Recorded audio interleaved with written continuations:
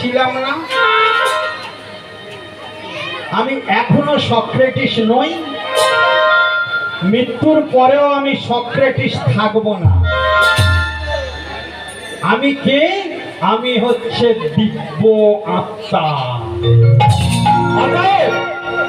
মৃত্যুর পরে আমার দেহটাকে নিয়ে কিভাবে সৎকার দেবে তোমাদের যেরকম ইচ্ছা হবে, ভাসিয়ে দাও, পুড়িয়ে দাও, কবর দাও, আমার কোনো যায় আসে না।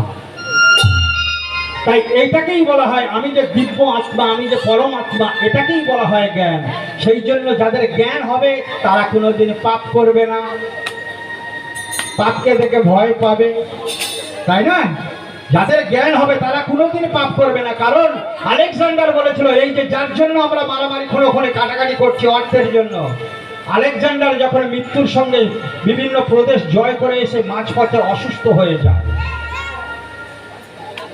অসুস্থ হয়ে গিয়ে তার প্রধান সেনাপতিকে বলেছিল, আমার মৃত্যুর পরে আমার 3টে ইচ্ছা আছে, তুমি পূরণ করতে পারবে?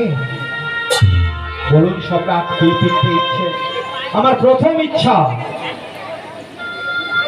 আমি যখন মারা যাব আমার দেহটাকে 4টে ডাক্তার বহন করে নিয়ে যাবে। আমার দ্বিতীয় ইচ্ছা, আমাকে যে কফিনে করে তোমরা নিয়ে যাবে বহন করে শ্মশানে, তার দুদিকে দুটো বড় বড় করে ফুটা করবে বা বড় বড় করে খালি জায়গা রাখবে, আমার হাতটা যেন প্রসারিত হয়ে থাকে।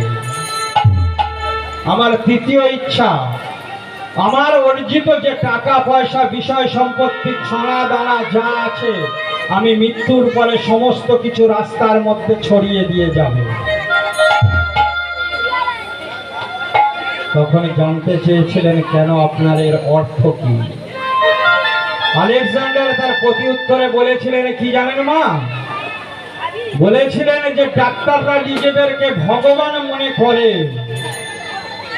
আমার মৃত্যুর যখন সময় আসবে, একটা ডাক্তার বা 4টে ডাক্তার কেন 4 লক্ষ ডাক্তার এলো, ওদের ক্ষমতা নিয়ে আমাকে বাঁচাতে পারবে।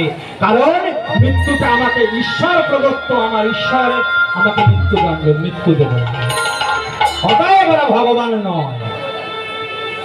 আর আমার হাত দুটো বাইরে কেন থাকবে প্রসারিত? আমি খালি হাতে এসেছিলাম, খালি হাতেই ফিরে যাচ্ছে, জনসাধারণ যেন দেখে।